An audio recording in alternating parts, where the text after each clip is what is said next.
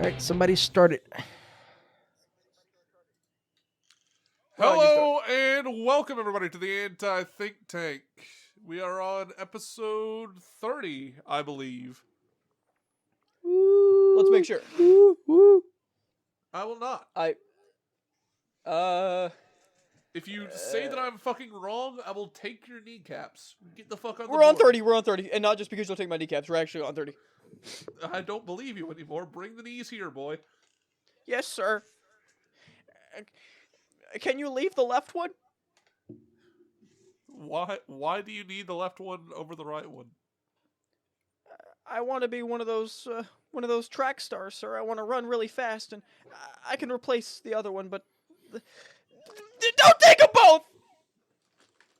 All right, well, here we go. Yahoo! That didn't hurt as bad as I thought. All right, one knee Ian here to talk about. What are we talking about? You want to talk about the fucking, like, the Taiwanese island just deciding to not exist? Sure. Did it have its own version of the Shibuya incident? What happened? It had a category 7.8 earthquake this morning. Oh my god. Okay. I'm in Jujutsu Kaisen mode right now, so like I was ready to make like a domain expansion joke, but that's just bad. Like that's really bad. Oh my god.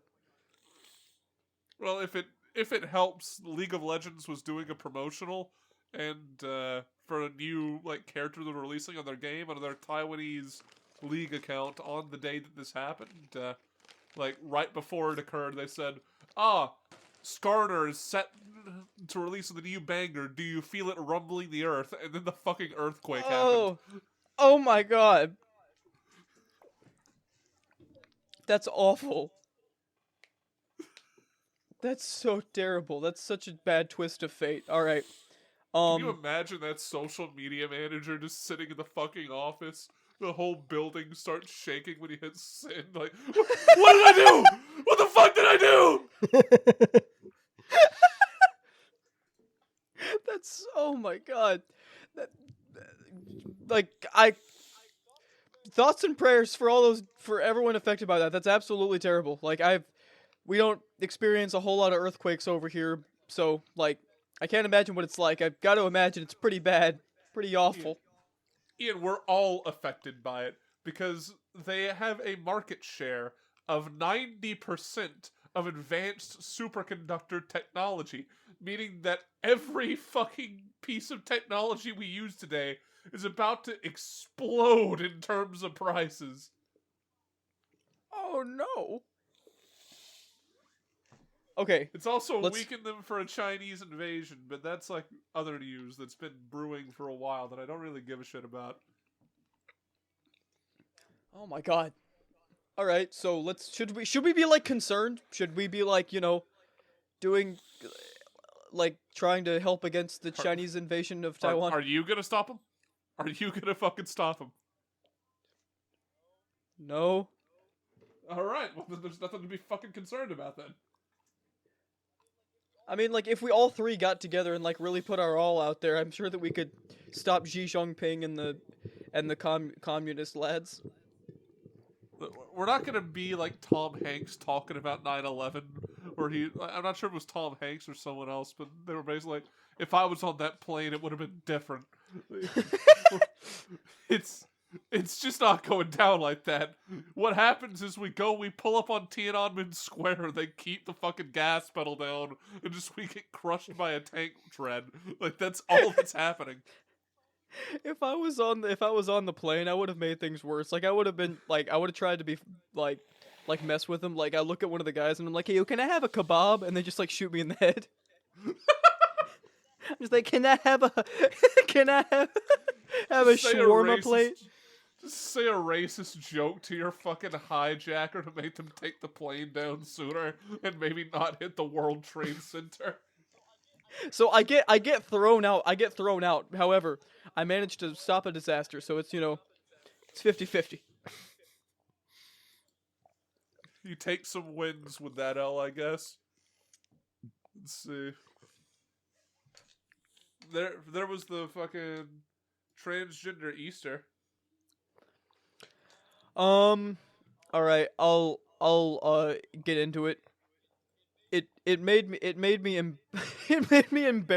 embarrassed of my own religion because we all looked like a bunch of bigots. Like almost every Christian on the internet was like just basically just spewing hate speech. I'm like acting like these two things can't occupy the same day. Like there are people acting like they can't just celebrate Easter and go to church and do the things and not also have like this other thing happen on the same day. They were acting like it was an attack on our religion, and it was so cringy to watch. Wait, what it was is like my issue is the misinformation going around whenever people were talking about like, oh, like Biden did this. No, it's been on this day for like 14 years now. Like Okay. it happened under Obama. I do not. It is wild the kind of things that people will come up with in order to remain mad and just continue their narrative. Because I don't like Joe Biden either. I'm more indifferent about him than hatred. Like there's politicians I hate, but like Joe, I'm so indifferent about because he has no personality and he stands for basically nothing. He just like he's basically. I'll say it like this: Joe Biden is like to the presidency what like Lelouch is to his like or what Shinji is to his Ava unit. Like he is quite literally just a robot that says things that other people tell him to say. Bro does not know what time it is. So I'm not mad at Joe Biden. The idea that people were upset that he actually I'll go into this right quick. So I went to sunrise service and the preacher bro was tweaking. He was making a fool out of himself like on live stream. Bro, it was bad in front of the whole congregation. He was like you got like he was trying to say that the rapture was coming. He was like I can feel that the world's getting worse and that the Lord's about to come back cuz Joe Biden just decided that Easter is going to be transgender day. It's like you can shift words around to say whatever you want. Transgender Visibility Day is just a day that happens in the last day in March. It coincided. It was not Joe Biden's fault, as much as I don't like him. Yeah, like like I don't recognize that as like a holiday. It's just kind of like one of those like public service announcement type bullshits that's going on. Easter is just a holiday. Like I was trying to talk with my grandmother about it, and they're like, okay, in 100 years, what do you think they're gonna fucking say? Do you think that this day is going to be Transgender Visibility Day, or do you think it's gonna be fucking Easter? Like, what do you think it's gonna be? It's not going to affect you. Just do your shit and move on. I don't care. It now, was what I do so care unbelievably about, silly. what I do think, and I care because it was fucking hilarious. Fucking Caitlyn Jenner comes out against Transgender Visibility Day and like starts shit talking Joe Biden and saying that the only thing that he should be talking about today is that he has risen, and I'm like, What? How is Joe Biden gonna talk his way out of this one? The fucking transgender icon of like a generation is coming out and talking shit about Transgender Visibility Day. That would be like if Martin Luther King Jr. just like came out during the first day of Black History Month and just started talking some Uncle Ruckus type shit. Like, what does the government do at that point? Like there's not a win situation in there, you know? It's just kind of done. That is insane. Like, and like that's the thing. Like, what was Biden supposed to do? Like, take the day and like do like a Patrick Star, like push it somewhere else? Was bro just supposed to put it like the day before or the day after? That would have caused a big deal as well, would it not have? I mean, that was literally the suggestion that some people had. Like, why not just move the day around? If it's on the same day as Easter, just don't celebrate and celebrate it like a week later. I don't see the issue. Like, I mean, I personally, like I said, I don't like recognize it as a holiday or like it's literally just a PSA to me that I don't really give a shit about. But it's like, to the people that care, they probably care. Like it's, I don't see the fucking. It was a tweet. It was just a fucking tweet. It does nothing. It does literally fucking nothing. I like. I mean, like, the basic point of what I was going to say was just that, like, there was going to be backlash on Biden if he did move it into a different day, or whether he did not. My point is that people will get mad over any decision that is made either way. Yeah, like you would either have the Christians and the right wing talking about how he's trying to replace Christianity with transgenderism, or you would have the left saying that he's like kneeling to right wing fascists and shit. There was never a win. He was like, dude was staring down two separate gun barrels and had to stick his mouth around one of them. Like, it was just fucking done. The issue with that one was that they just chose a day in March. Like, they could have just chosen a different part of the fucking year. Yeah, but like it just, like in my opinion it just wasn't a big deal either way. I don't understand why so many like conservatives got up in arms about it. Cuz like I get the message. I feel like most like just genuinely good people or people who just have like half a brain aren't out here like saying like oh they're trying to replace Easter with this or that, like making actual like arguments about like devil worship and like things like that. It got so absolutely absurd. Like it's like you said, the day is literally just a PSA. Like, hey, it's just like once a year, people being like, hey, don't bully transgender people because they keep killing themselves. Please stop doing that. That is all. Which, if that should be common sense. You know what I mean? If, like, I don't know, dude. It was just embarrassing for everybody involved. Every party. Like, oh my when God. even the transgender icon is coming out and said, "Yeah, this is a bad fucking idea." Like, we really fucked up on this one. Well, because like ironically, like putting it on that day. Now that I think about it, putting it on that day did just kind of like take all of the like hardcore like quote unquote Christians who like were already had like hate in their heart, and then they were like, man, like everyone else is like hating on this minority group now. I guess it's the cool thing to do. That's all putting the day on Easter did. So let's say that we're back in 2010. They're deciding on like a day to put this on. They know that putting it on a Sunday in March at some point is going to coincide with Easter. Why not just put the shit on a fucking Saturday and just be done with it? Like, it was that simple. You just didn't have to put it on a Sunday in March. That was the only losing move you had, and you still fucked it up. And it's like that there's like 500,000 angry Christians that were going to get mad at that decision anyway. So like you just put it somewhere else. I don't know. The whole thing was so ridiculous for everyone involved. Because now the Christians are mad at the transgenders, and the transgenders are mad at the Christians, and no one's getting along. And the entire point of Easter was missed. So, yippee. Yeah, like, I can just imagine like Jesus like deciding like, oh, this year, we might come back. We might unify the world, have all the good times again. And he just kind of looks down and sees all of his worshippers just running around, like, beating people up. And just going, well, we'll give them another 100. We'll see if they pick up on the message this time. That's the thing, is that he keeps giving us another 100. The last time he gave us another 100, it was like, the last time he gave us another 100, Hitler was here, and he just kind of like erased a large part of the population. What happens with the next 100? Well, to be fair, the last 100 would have been around 24. So like we would have just been coming off of World War I. It would have been a general peacetime with a Great Depression going on. So just like, oh yeah, that they're eating each other. Like, fuck it, I'll be back later. Came back and stuff was getting wacky. But anyway, I've said my piece on that. The whole thing was very cringy, very sad. I'd like it if we could all get along. It's almost like the people in my religion will do anything not to get along with most of the planet. kind of ironic, but we're gonna anyway. get so much hate mail for this one. Like, just so much hate mail. I mean, it'll be fine. I mean, I think we had a nuanced, like multi-layered point of view on it. That means both sides will shoot us, Ian.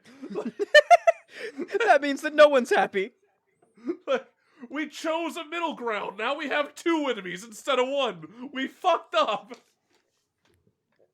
All right, let's get off of it before they maybe that'll work. What if we end up becoming like the lightning rod that brings the transgenders and the Christians together? They all come together to just kill us. I'm gonna be so happy on the cross. Don't believe me.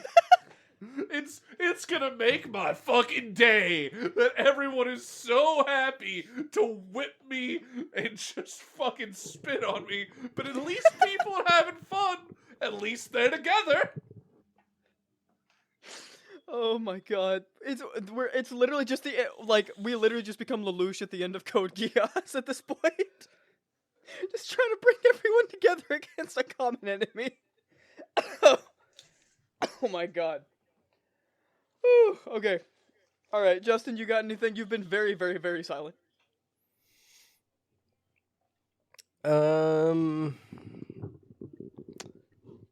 Fuck, I don't know what to talk about. I'm trying to figure out what to say. Oh, a shocking twist of events in the cinema world. Winnie the Pooh, Blood and Honey 2 fucking got 100% rating at Rotten Tomatoes. And I have to imagine that those people got paid off very, very well. Or who knows? Maybe it was a great movie. I don't know. I just don't believe you. Like, Speak. Like, there's some fucked up shit that's happened. But, yeah, I'm not gonna lie, like, I just don't believe that one. Oh my god, it made $5 million. Dude, like... Oh, update on the And situation. Rotten Tomatoes has rated it now 52%. Which I think is very accurate for that kind of film we get. Well, like, I also, like, I can't describe how little I trust Rotten Tomatoes. I don't understand how they became, like, the big go-to thing for, oh, like, this is the measure for what movies you should see. Like, there are countless articles about all of the BS that goes on with that site. It's basically completely untrustable, in my opinion. Oh, I tend to trust it. I mean, they're right about some things. I mean, they're right about... they might be right about Winnie the Pooh. They were absolutely right about Dawn of the Dead. 91%. Thank you. Thank you, Rotten Tomatoes. Let's see here.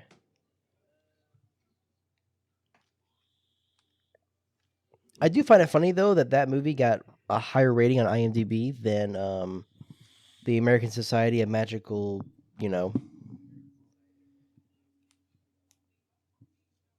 That's not a surprise at all. That movie was just ass in every single way. I never saw it, but I saw the But, trailers like, for it, and it did not interest me whatsoever. Like, I'm more on Ian's side on this one. Like, I would trust, like, a Casey Anthony birthday party. Like, just a straight up sleepover where she's just taking care of all the children before I trusted a Rotten Tomatoes score. That shit is just fucking awful. Like, like, I could go into it, like, all of it right now, but, like, there's so much garbage. And, like, I used to trust them, like, back in... when I started to notice the cracks start to form, I went to go see a movie called It Comes at Night in 2017. Either of you seen that one? Yeah. Not very good. Genuinely one of the single worst movies I've ever seen. Like, I love art house, like, weird, strange movies that are supposed to give you, like, these abstract feelings that you piece together yourself. That was not what that was. That movie's just so bad. And it has, It's like, a just boring. 90%. It's just boring. It's just boring. Like, the twist being that it's dreams is so, like, I don't care. And it got a 90% on Rotten Tomatoes, and everyone was saying this movie changed my life. And then, like, there's already guys can look into the articles about people that have gotten, like, paid off in the fact that, like, Rotten Tomatoes will essentially tell people, like, hey, we'll let you see this movie earlier, or let you see it, like, for free, ooh, if you, like, maybe don't call it a worthless pile of garbage, and then people will give it, like, a 6 out of 10, so it's technically, fresh, not rotten, but they don't have to, like, fully lie about it. So if you look at a lot of those movies, the ones that are like high ratings, you look at the reviews because it's not like there's 10 out of 10s out there. It's 6 out of 10s with people saying it was okay. Like the system is so bad. So just to be clear, you could have 100 people give the movie a 60%, not a favorable review at all, and the movie would have a 100% score up top. How does that make any sense?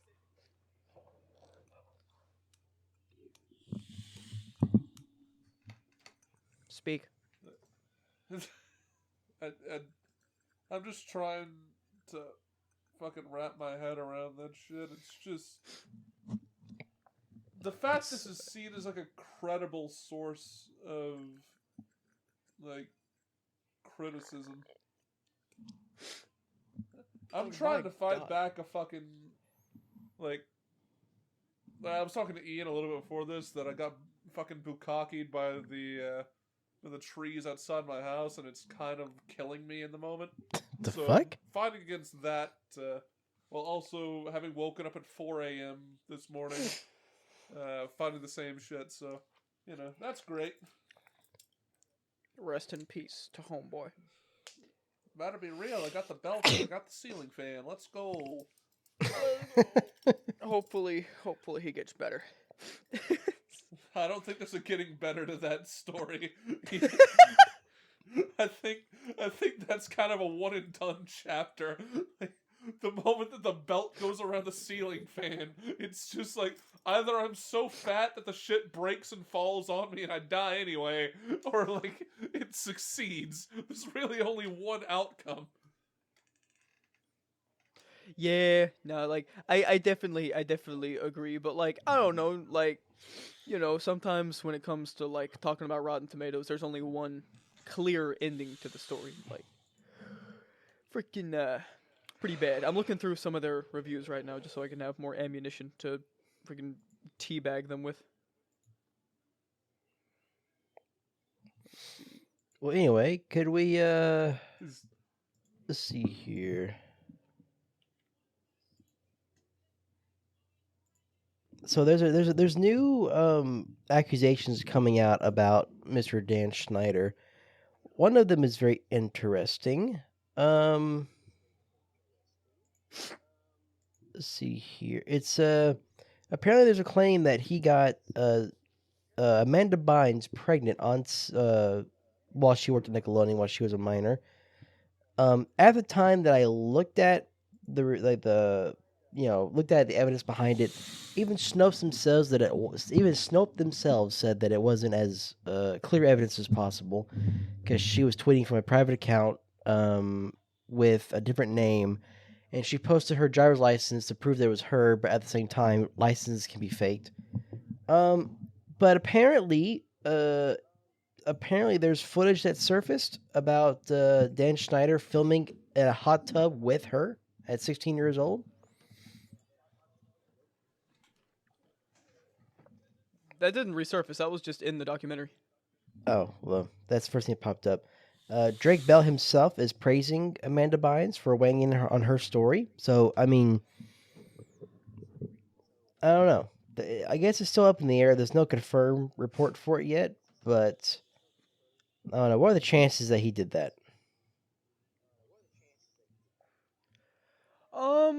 Around the same chances that he did the same thing with Jamie Lynn Spears from Zoe 101. So like, I don't know, 40-60, 40% he did it, 60 not.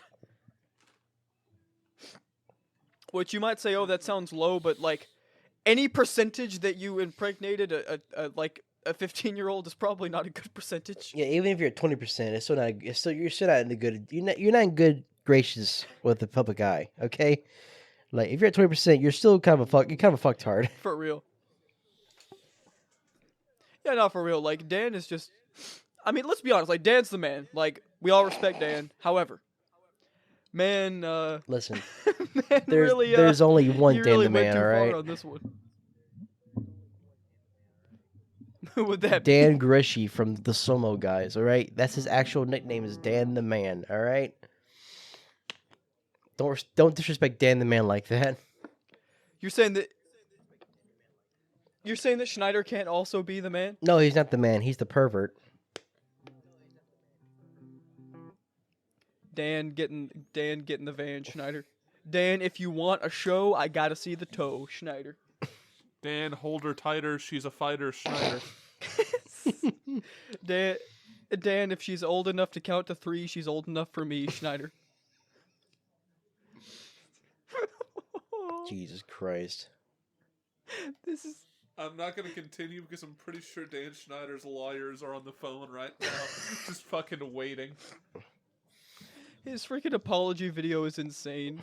Oh, it's And it's like, insane. if you don't like, we already talked about it last week. We don't need to talk about more, Dan. But personally, when it comes to the shit like this, like, I don't know if he did it or not. I don't know if he did, fuck him. But like, I need. He'd to see probably evidence. enjoy that.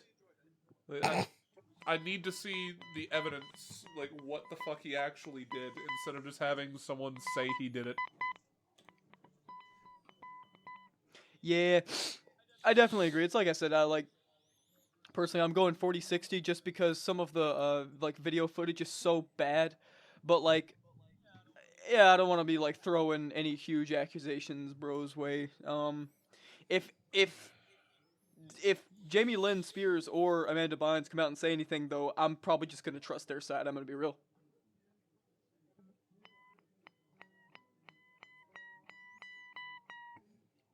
That's all I gotta say about that.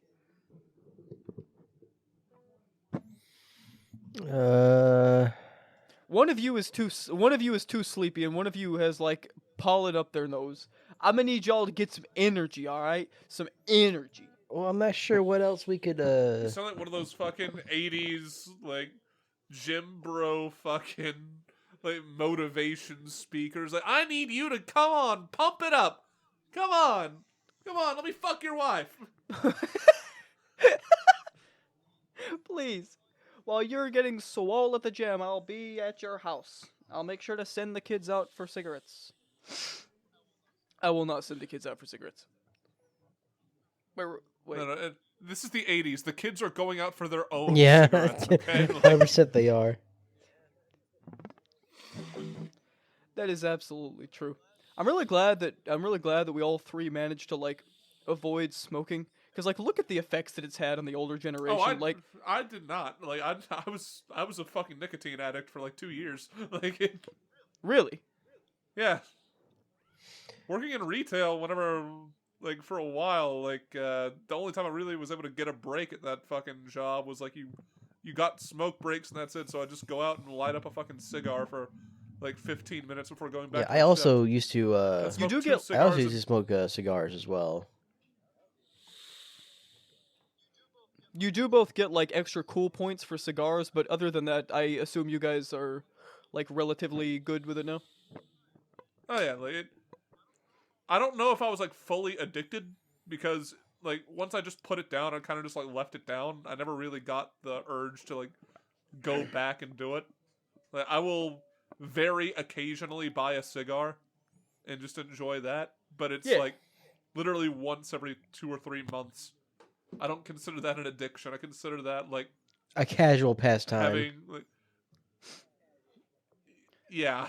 Yeah, no, like as far as that goes, like as far as like alcohol and cigarettes go, like even gambling, like anything in moderation, I personally think can make your life better. And I think it's just like seeing so many people in the previous generation like get addicted to like nicotine and cigarettes, just seeing what it's done to them, it just makes me sad. And I don't know, just something casually I wanted to mention. It just makes me sad. Like the only thing that I'll say is like when it comes to like anti-drug ads and shit like that to like prevent the children from getting on it, they got it real fucked up whenever the nicotine companies are like paying for more of those ads to run because they think that it makes smoking look cooler. Like It actually does, dude. Those have the exact opposite effect. Yeah. It's like I don't know. It's like when you're younger and it's like when you're younger and you see a CD or like an album that has like the parental advisory sticker on it. It's like I want that one. the like, and now like you have things like Jewel basically advertising to children with some of their fucking flavorings and shit. Like, Rick and Morty toxic ooze portal slime flavor. Ooh, yummy. It's so bad. How do they get away with this kind of shit?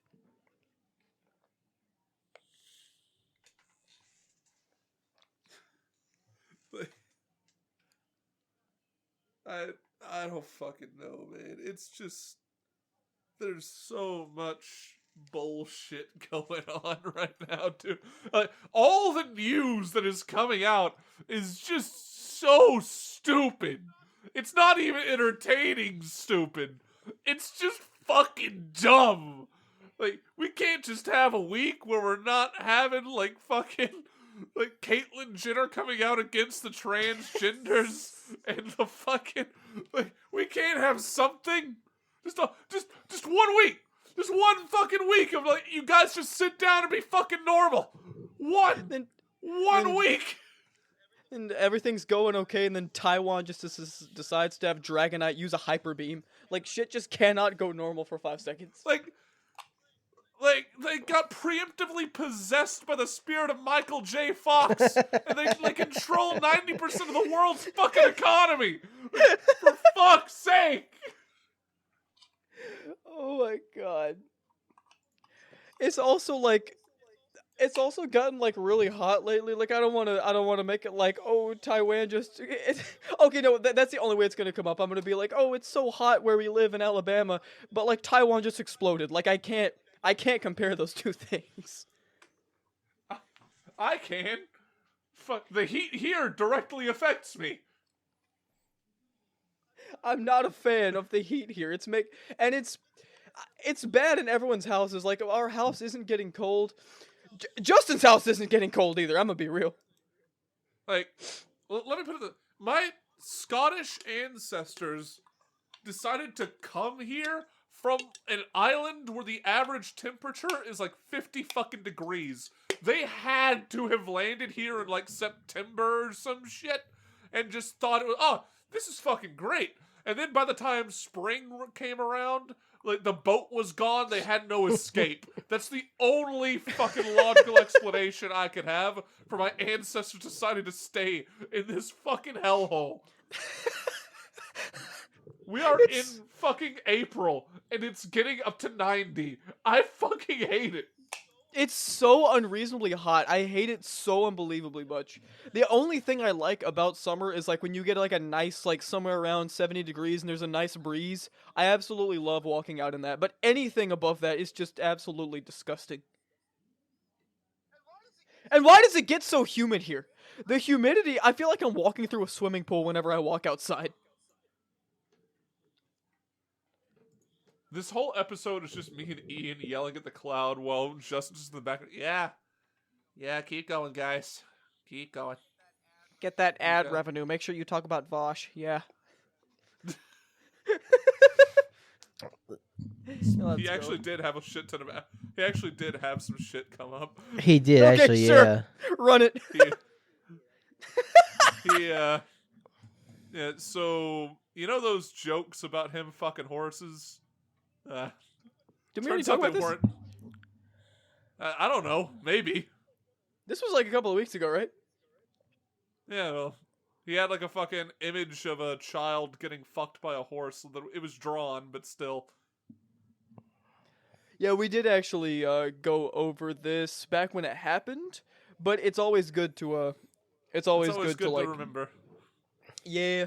It's like I feel the same way about Vosh fans that I feel about Kanye fans. Like every once in a while I feel like they just have to know their place on the bottom rung of society. Just like, hey, it's like, hey, how are you doing? And then just hit him with a just hit him with a quick one of those. Literally just walk. Know your fucking place. Trash. just spit on him. Oh my god. Oh my god. Like, no, I'm not gonna go into Kanye right now. I could, but there's gotta be something else. Save me from a Kanye talk. Well, I know Hasanabi has some going on live stream one day recently. That was pretty funny. What happened? So apparently I'm not too big into Hasanabi. And if his fans come on this fucking episode and want to talk shit, all right? Where the fuck? I don't have time to keep up this fucking life, all right? But apparently he's known for for calling boycotts on certain companies because they do bad things. Whatever. It's America. Whatever, right? He was out on stream, out in public, drinking a Coke Zero, I believe. And this woman, this fan of his, she ran up to him and was screaming, "Hey, Hassam, you can't drink that because we have to boycott it." And he looked so he seemed very uncomfortable that he got approached by this person yelling and screaming at him to stop drinking this drink that he just bought. And everyone is commenting saying like he created this problem. He created his own he created this monster, essentially. What? I mean, I don't disagree with that, like, but only because of the context of who Hasanabi actually fucking is. Like, this is the same person who, like, if I repeated the shit he said about, like, people just own property and rent it out, like, we could legitimately get removed from YouTube, but because he said it, like, it's fine. This is the same person who had, like, to put in perspective, you can censor this if you think it's too much, Justin. Uh, I just wanted to make sure you guys had the full context of the things that he said. When it got brought up that like someone said, "Oh well, you're a communist. What do you think should be done with people who like own property and rent it out?" And he just immediately started yelling, "Yeah, kill them, kill them! Let the streets run red with their pig capitalist blood." And then he bought like a $2 million house. Okay, that sounds about right for like people. People love to have like these major alternative like political opinions until they realize that they have to actually like enact on them, and they're like, oh, but no, But I like my no, $1 million house, my $2 million house. And I want to get rid of it. I like. I'm Hasanabi. I like being a butthole. I don't want to stop. Yeah, like the things that he has like said, defended, and done in the past is so fucking absurd. Like the way he like threw Ethan from H3H3 just under the bus on the Israel-Gaza conflict or the Israel-Hamas war, and just trying to say everything possible that could be bad about like just regular fucking people. Like I genuinely just don't fucking like him. Like, it like sometimes like, I don't like it like someone's content and it's not personal, but this one like it genuinely is personal. Like as someone who believes in capitalism, he would have me shot. So like I I just have no fucking sympathy for him. This isn't like Vaush where like his like I disagree with his policies and like thinking that worker co-ops are the most efficient fucking thing. And I'm like, all right, sure, go do them. I don't care.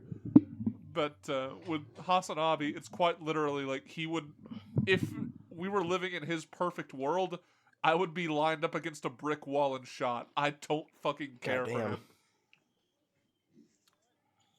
him. All right, cooked him. Rest in peace, Hasanabi. Man, just got cooked. Mm. All right. Went on that. Trying to think of anything else. Let me put it this way, just for YouTube, uh, Mhm. I'm glad that I don't want Hasanabi censored. I'm glad he's able to say these fucked up things because now I know that he believes them and I can like not donate or support him in any sort of way. If he was restricted from saying them, I'd have no way of knowing that, and I might be praising him right now because he'd just be censoring himself 24 fucking 7 instead of speaking his mind and being revealed as a massive, massive asshole. So it's excellent to know that you can hate him with the exact appropriate amount. Yeah. Respectable. I can get it.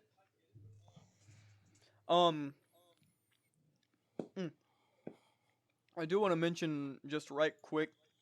Me and Ryan have been playing Dragon's Dogma 2, and that shit's been going pretty hard. Not gonna lie. Took a break from it the last couple of days, but it's basically like at this point in my experience, it's like an 8.5 for Ryan. I imagine it might be a 10. Gameplay wise, a 10. Story wise, after playing the game through another time, the story gets much better if you're like going out and just exploring the world 24/7. Like 98% of the game is not the main story. It's going around and like doing the other shit that forms a sort of narrative in its own way. So kind of like how Metroid Prime has like a really interesting world, but you have to actually go out of your way. Yeah. Have Okay. you have you found the Sphinx? I don't think so. You would know. Yeah. So be on the lookout for that one. Everybody's angry you can't fuck her. I have to imagine I'll also be similarly upset. Yeah, I'll just Let me just look this up. Or yeah, go ahead and send it to me. I'll just put it in chat. In general, chat. Yeah, sure, why not? I'm trying to open the image in new tab, but thank you.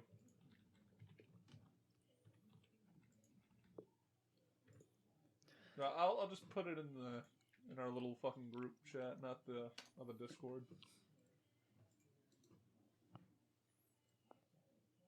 All right, let me go check.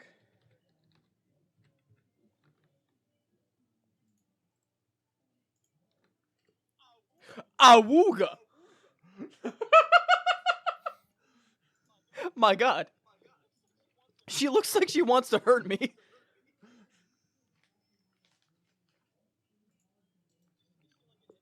Is she like an enemy? Eh. Eh. She's a quest giver, so. But the quests that she gives are really kind of fucking annoying. So like, she's my enemy if anything. Can't wait to get there. Dragon's Dogma 2 has been absolutely fantastic so far. Can't wait to see where it goes. And I get like talking more about Dragon's Dogma 2. So far, just to let everybody know, I've played 50 hours of the game since release. It I've maxed out like Sorcerer, Mystic Spearhand, Magical Archer, Warrior, and I've gotten like most of the way through Fighter. Each and every one of them, like comparing the gameplay of those classes to like the competitions classes of like similar types, it's just not even close.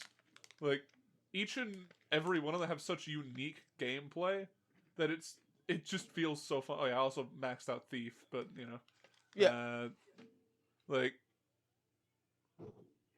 for some reason the Thief class is the best Assassin's Creed game in existence, and I don't understand it. Mm. Like Warrior feel like you just sit there, you charge up your big swing, and watch like 3 health bars leave the boss's fucking health. And it's just like the feeling of power that surges through your body. No, like personally, I've only done done Thief so far. I can't wait to see how Warrior feels. But yeah, no, like I used to buy an Assassin's Creed game at least every 2 years. I just stopped because it got so like bad and so generic. Playing as Thief in this has actually given me like that feeling again of having like two blades and like going around being all fast, and it's great. I love it. Great, huge world, wonderful. Really sorry to all the PC players, but you know, PC ports have been bad for a while now. It's not just this. I don't understand why, but it is what it is. I don't either, dude. Like it's absurd. Like all the people who are complaining about Dragon's Dogma 2, if they're talking about the bad PC port, I understand. If you're talking about shit like the quote-unquote short story or the microtransactions, A, the short story, like we said before, is like you would need to explore the world to actually get it. So if you just beeline the main story, it's going to be like a 10-hour long game and you're not going to have much fun. For the microtransactions, It is literally just the shit you would get from the digital deluxe edition that you can just buy independently. Like it is, I I don't care. You have to go out of your way to buy them. It's not like the way that some YouTubers and shit were saying that it's like in your face 24/7. If I didn't know they existed, I would never have like I played 50 hours. I've never gotten one fucking thing pop up about them. They're not there. Yeah, I played around 15 hours and I haven't seen any of it either. It's completely and utterly blown out of proportion. I don't understand why. I mean, people just generally like want to complain about something, but and there is something to complain about here. I think that the PC port not working is a huge deal, but Yeah. the microtransactions, it's just not. Like they're not. It's not a problem. This isn't like that one guy who was in charge of, I don't know, Ubisoft or something. Maybe there was some guy who was saying like he was making an FPS game and he thought that it would be a good idea to charge players in the middle of a round like for extra ammo. So like if you run out of like ammo in your gun, you can pay like a quarter, like 25 cents for another one, which oh my god. Like please arrest Yeah. that man. Toss him in the loony bin. What Yeah, is like- he on? There's definitely like a sliding scale, like a single time purchase DLC to get like an extra item in the game, from that is from the digital deluxe edition. I don't have a fucking problem with it's there to trap the retards or the people who just didn't want to pay for the digital deluxe. I don't care. But when it comes to like the Shadow of War on its launch microtransactions, which are like locking entire characters and everything behind microtransactions, or setting up an area of the map that is so difficult that you feel almost inclined to buy like XP boosts. Like that's when it becomes an issue. The Diablo Immortal type shit, where it would cost a theoretical $100,000 to reach max level. Like that's the fucking problem, children. Not, oh, you can pay for like an extra fast travel port like one time and that's it. You get no more. It's yeah, like and it's all about like is the game fun without having to buy having to actually put forth extra money constantly to buy extra stuff. And if it is, then you can pretty much just ignore it as long as it's not in your face. Yeah, like the biggest thing in the Dragon's Dogma quote unquote microtransactions is the port crystal. And you can get like 3 of them at the start of the game. And you only really need like 2 for an entire campaign. Yeah, totally. So I think that there's definitely a scale. But I don't think Dragon's Dogma is anywhere close to the negative end of that scale, so people need to chill out. The game's great. I think it's, like I said, for me at this point it's an 8.5. Can't wait to see how much better it gets. Just to rattle off a couple of things right quick. The Walking Dead. I want to say Those Who Live just ended. Neither of you have seen it, but for anyone out there who is interested, it is like one of the best Walking Dead things in years. There's some really bad stuff in it, but I genuinely think that Andrew Lincoln gives one of the best portrayals of a character I've ever seen. I'm thinking like actually top 10 material. Man deserves an Emmy for it for best actor. He's probably not going to get it because The Walking Dead is just so maligned at this point, but I really liked it. And if the show decides to never show his character again, then I think that would be fine. So wanted to toss that out there. I know we can't have a huge conversation about it since neither of you have seen it, but wanted to say that. And Invincible Season 2 has also been going really, really well. Having like a like a 4-month break in between the first 4 episodes and the last 4 was basically one of the worst decisions I've ever seen. Other than that, the season's been great. Other than this massive fucking almost world like series ending problem, it's been pretty fucking good. Like it would be one thing, like mid-season finales, like if it's like a longer season, it's like okay, if you want to like put a mid-season finale in the middle of like The Walking Dead, right? It has 16 episode seasons. There would almost always be a mid-season finale in between the 8th episode and 9th episodes of every season. Now, the way that would work is normally it'd be like around what, a month and a half to 2 months mid-season finale break. I think so. Yeah. Does that sound about right? The Invincible mid-season finale break, Robert Kirkman was like, "All right, like we're gonna go wacko mode this time." So, like, it's been like 4 or 5 months, and it's been an absolutely ridiculous amount of time. So that really sucks. But the story's been amazing. It's obviously still must-watch TV. Um, it's made Rex into a very interesting character, I feel like. And once again, can't talk about it because Ryan is waiting for the season to be over, which now I'm realizing was a good idea because he didn't have to wait 5 months in between episodes 4 and 5. Yeah. So that's all I gotta say about that. And Motherfucker Mushoku got Tensei hit. comes. What's that? Motherfucker got hit with just like, just, yeah, I'm having a great time. It's been 4 weeks. We get to keep going, right? Right? The ride's just starting. Yeah. I think what made it worse was Robert Kirkman on his Twitter or whatever he said it. He said it's not an animation thing. He said that like the season is over. He wants to have a 5 month break so that people can digest what they saw in episode 4 before moving forward, which is possibly the single most brain dead take I've ever heard in my entire life. Like, I get it. I do understand like the whole digestion thing, like, but that's why I like week to week episodes. I love week to week episodes because I think that 7 days is about enough to digest an episode and be ready to see how the next one like furthers the plot. I don't think 5 months is necessary. Dude, like, a fucking hour can be enough depending on how, like, you can digest it. Like, it's completely individual. 5 months is enough time to forget the shit. Like, it's, you need a rewatch at that point. Yeah, like I do know some people who started episode 5 and they were like, wait a minute, what's happening? Which part of me wants to be like, oh, like, why don't you remember? Like, it was all very memorable. But, like, I mean, I get it, you know? It's been 5 months. Okay, it would be different if it was a season. Once a season ends, a human being compartmentalizes that season fairly well. Not really the same when you just cut mid-season, you know what I mean? Yeah, like, When- I have both good and bad feelings about mid-season finales. And generally speaking, I feel like you should just have like full seasons and then like work around that. And, like, because, like, once a season ends, even if you got a fairly long wait in between seasons, I feel like it's easier to retain information because you feel like you got an entire season, so an entire chunk of this story.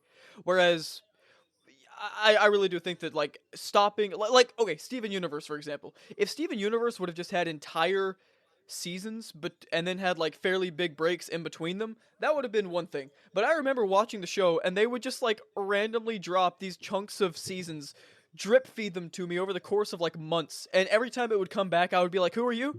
Like, what is going on? I never got to like compartmentalize it. It was just like stop and go, stop and go, stop and go, you know what I mean? Yeah, So that sucks. the allergies are winning. What is? The allergies are winning. I can tell. It's pretty bad. You want to talk about House of the Dragon for the last 10 minutes or nah? I just finished up season 1 of that, and we haven't talked about that shit on broadcast. Let me say just right quick that Mushoku Tensei is returning on Sunday, and that shit's gonna be absolutely hype. Yeah, that's it. We can talk about House of the Dragon. Super excited for that one. Yeah. Konosuba's out. Season 3 is out for that too, so, you know, happy about Let's that. go! The only two good isekai worth watching. This man's not okay. Every day I get closer to the infinite box. Yippee! Man's finna get sealed in a cursed jutsu. All right, House of the Dragon. Yeah, King Viserys is easily one of the best characters I've ever seen written in terms of, like, trying to portray a good king, but, like, just being completely and totally surrounded by the incompetent retards. Like, it's... No, like, how are you supposed to run a kingdom when you've got, like, Otto Hightower out here scheming, thinking he's Littlefinger? Like, bro is not Littlefinger. The dude has the smarts to put someone that he wants in power. The issue is that, like, all the arguments that he's putting forward for why they should be in power are fucking stupid when he's doing the shit. Like, oh, we need to put Aegon in power. Otherwise, there's gonna be a war. So I'm gonna start a war. He's like, all right. So, like, Otto's plan was going so good until he realized that, like, the kid who he needed to put on the throne to quote-unquote win was whacking off out a window Homelander style. Man was just free burning it outside the fucking Red Keep window. Like, oh, witness me! Aegon He is just- such a little shit. I had just the smallest bit of respect for him when he's like, no, just throw me away. I don't want to be in power. I'm not built for it. Literally took 2 seconds of a crowd going, yippee, for him to be, oh, I'm gonna be on some Hitler type shit. I was like, oh, I'm the king now, and you can't do anything about it. But it's kind of Henry VIII ain't got shit on me. Divorce, marry, kill. I'm just gonna fucking murk all of you bastards. But it kind of balances out. Like, I wouldn't be on Team Green if it was just Aegon, but I'm on Team Green because we have the best character in the show. So, like, you know, it works out. We get Sephiroth, so y'all can Team Black can keep Daemon. You know, it kind of balances out itself. You want Aegon in power because of his mother? I want Aegon. He's still gonna be king. You're voting for Joffrey because you like Cersei. No, not his mother. I mean, I love his mother. I love Alicent, but like, you know, like Aemond is that guy. He's got a cool little rock in his eye socket. He's cool. That's even worse. What is your problems with Aemond, bro? He's literally that guy. Bro pulled a fucking, oh, it's just a prank, bro. It was not just a prank. Like, you actually heard the dun. After Jacaerys gets eaten, it's just the Seinfeld theme.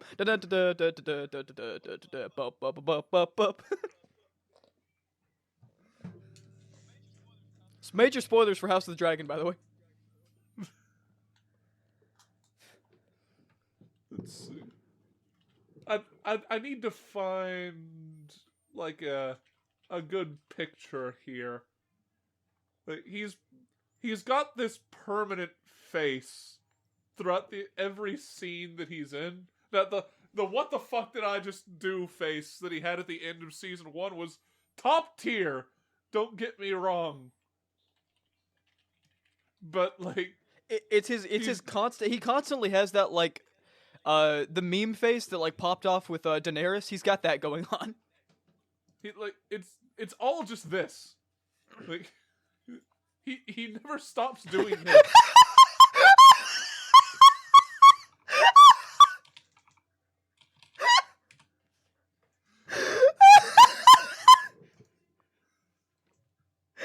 Why does she have his exact facial structure?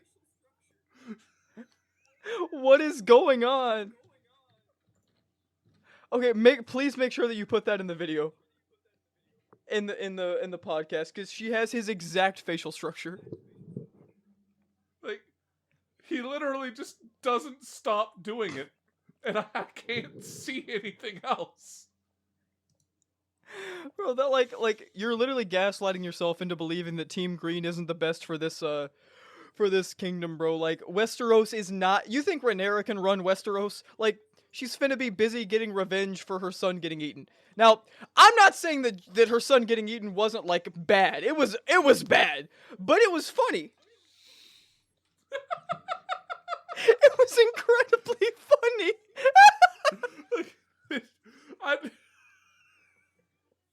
I can't argue against that because it just was. It was just fucking funny. If that scene if I had 3D glasses during that scene, it would have completely taken me out. It just needed like the Tom and Jerry sound effects for some of the shit that was going on, dude. Also, for anyone who thinks we're making fun of the scene, I consider that scene to be one of the best in like the last 10 years of television. So I think it's great. Oh, yeah, the writing in the last little bit of House of the Dragon is absolutely like as damn close to 10 out of 10 as you can get. I'm just saying that the face he made, like it, it perfectly encapsulates. It's like, oh, mom's gonna be real fucking mad about that one, huh? I can't. How do you think he's gonna like bring it to his mom? I can picture Aemond bringing it to Alicent like a kid, like bringing their piss-soaked sheets to their parents, like mom. like it, but Just it's. shows up with like a fucking hand. Oh yeah, are they gonna find pieces of Jace? I, I don't know. I don't know if there are pieces to find.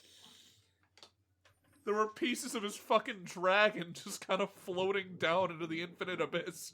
But, like, I think he's just gone. Like he just got removed from the world. Speaking of getting removed from the world, mad respect to Rhaenyra's unborn child who decided they had no interest in the Dance of the Dragons plotline and just decided to miscarry themselves. Dude really was just like, oh yeah, I'm just like, this shit's not for me, dude. I see the writing on the wall. You know, fucking our surrogate father like said some shit like, oh, like you're not some a sailor knows whenever like the storm's coming and gets out of the way. So let me just wrap this noose around my neck and jump real quick. Fuck this. The baby just has a vision, like it sees some characters like Aegon.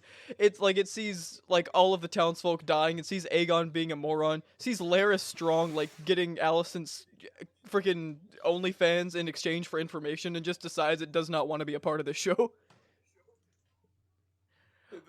Honestly, the smartest decision that any character could have made, besides the fucking Rhaenyra's gay lover, just kind of like going, oh, or her gay husband just going, oh well, I'ma just go. And let's be honest, like Laenor is not gone. Bro will definitely be back. At least I think. But we'll see. It would be crazy if he just stayed gone. I feel like there's some more like I feel like there's definitely some more to like mine with his character. But we'll definitely see. I can't wait for season 2. We got like a 2-month wait. This year's been the first third fourth of this year has been so incredibly dry. Like we got nothing, nothing, nothing, nothing. Dune 2 and Dragon's Dogma. And now I feel like those two are like actually like jump starting the year because I'm looking at my like calendar and now we've actually got like tons of stuff happening. Like,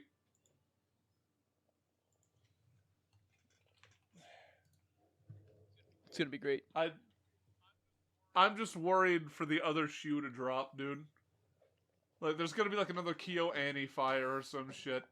I don't know what the fuck's gonna happen, but I'm just waiting for it. Again, like, yeah. I mean, let's definitely be ready for like something bad to happen. But I'm optimistic. I think that there's some great stuff to look forward to. We're gonna see. Akira Toriyama fucking died. Like, we're already past that part. Thanks for the sacrifice, dude. At least it wasn't like a second 9/11 or some shit. Toriyama's death, it was the like saddest thing, like one of like a very sad thing, a very sad personal situation to happen in this year so far.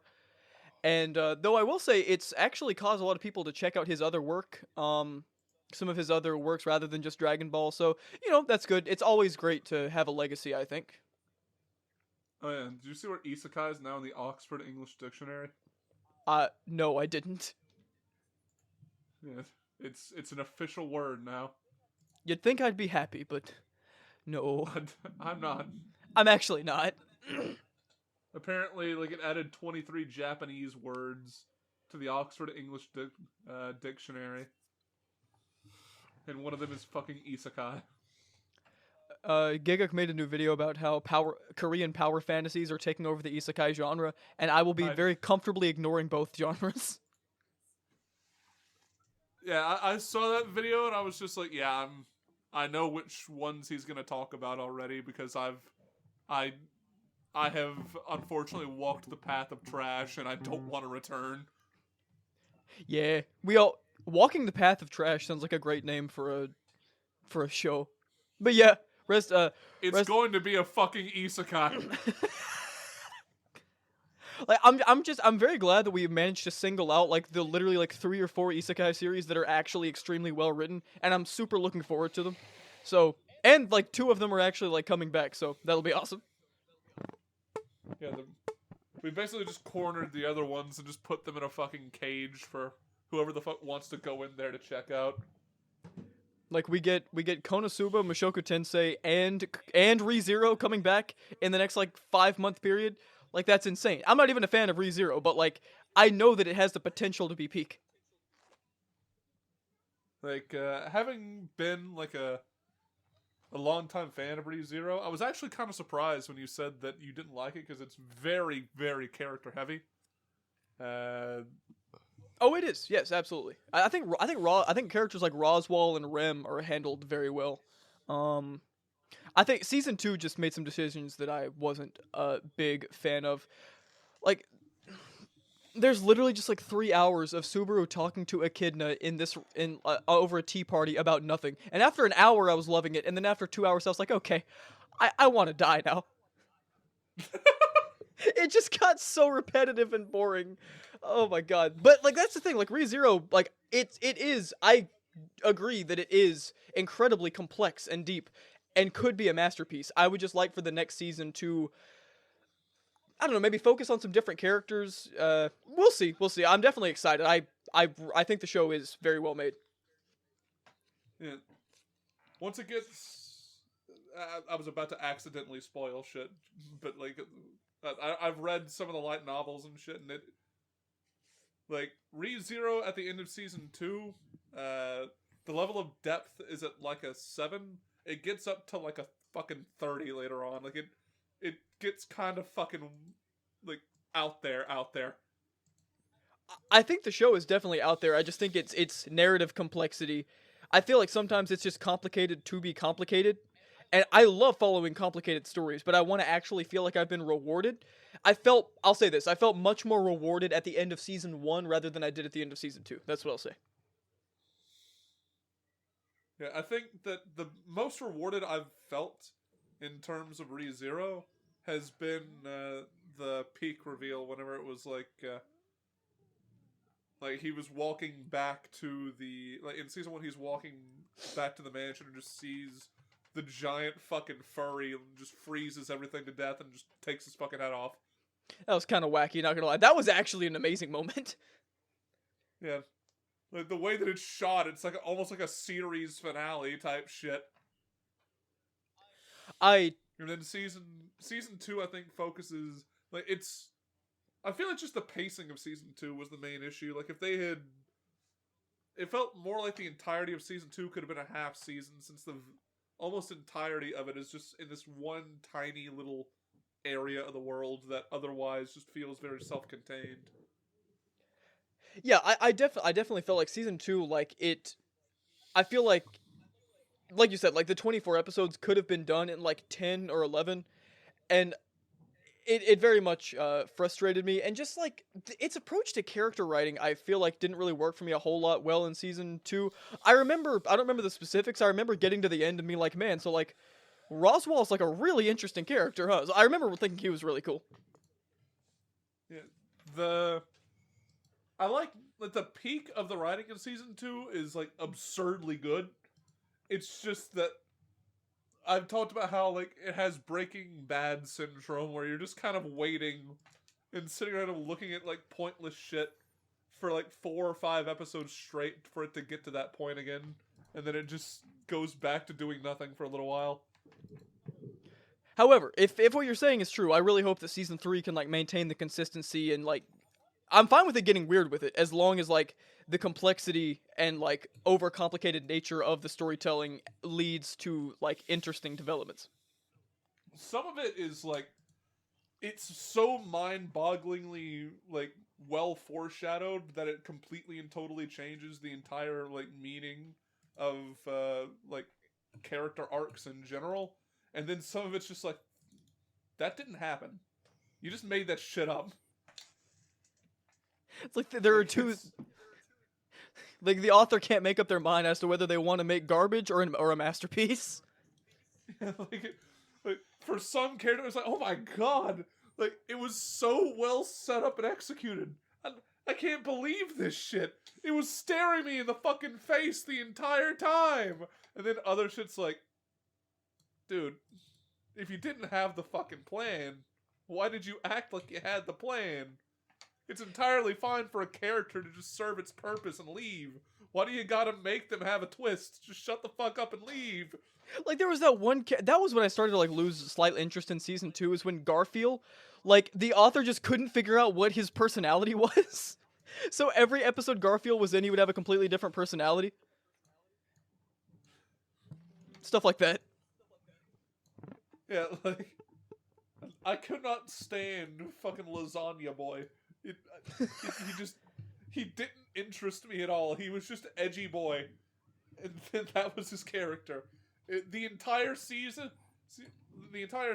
just goes the exact same way with the absence of him, with the exception of like you need 1 or 2 less return by deaths.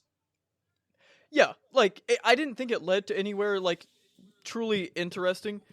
But this is, the podcast is running around an hour and 10 minutes now. Uh, but like I said, I will be watching season 3. I will probably rewatch seasons 1 and 2 before it comes out because I don't want to have a bad taste in my mouth because I remember being blown away by season 1. So I'll rewatch season 1 and then try to have a better mindset going into season 2. So I'll be ready for the third one. Yeah. The issue with season 2 is more just watching it in a week-to-week format, whereas like if you binge it, it's nowhere near as bad. Okay, you're probably right. You're probably right because I remember watching it week to week and it's like, oh, he's still talking to Echidna. That's a funny little conversation. Whoopee, yay! Yeah, like I actually enjoyed season 2 overall more than season 1. Because I'm a binge watcher, and so the longer like dialogue heavy like episodes, like I could just watch them and then like, all right, well, on to the next one. The issue, like I said, comes when there's characters like Garfield who are just like, why are you fucking here? It was so annoying. Also, keep in mind, I absolutely love dialogue-based stuff. I just don't remember getting anything out of Echidna's character, and she's so prevalent in the first half of the season. I actually like the Echidna scenes are really, really interesting, not because of the dialogue that's said, but because of the subtext that is in them. And if season 3 goes well, and it gets to like certain parts of the story, it should recontextualize those scenes in a way that makes them much, much more enjoyable. Now, granted, I had a positive outlook on Echidna before I went and read the light novels because I figured that it's going to be a lot fucking longer than it was for season 3. But, you know, like... Yeah. We had like a 10-year wait last time. I was expecting another 10 years, so... Yeah, well, like I said, I don't want to like have the season come out and be like, oh, like this is gonna be so overrated. Like, I don't want to go into anything like that. Like, I'm even going into the new season of Demon Slayer. Like, yeah, I want to see the Hashira like fight some demons. They're actually kind of cool. So I want to have a positive outlook on this, and I will see how it goes. Do you care about getting like any spoilers for Demon Slayer? Because I'll just tell you how bad the like not in terms of like actual plot details, but like how poorly received the ending to Demon Slayer was in the manga. I don't care about Tanjiro's character, so I guess not. Well, nah, So actually, no, don't. let me just so basically just to set fair expectations. he was getting to the ending of. He was getting through most of Demon Slayer. Whenever like, the anime came out and the popularity like popped the fuck off, and the manga author just could not handle the popularity, and so he kind of just rushed to finish the ending, and it's just not very satisfying. Okay, I mean, like I said, like I'm not a fan of the show anyway. I don't care about like any of the characters other than like I find the Hashira just interesting as a concept and I like a few of them. So as long as they get to do cool stuff, then I'll have like a decent thing to look forward to every week. But like, it is what it is with Demon Slayer. You're still going to be watching it for the same fucking reason. It's still going to be flashy animation. Anyway, Justin, do you want your third sentence of the episode or not? Good night, everybody.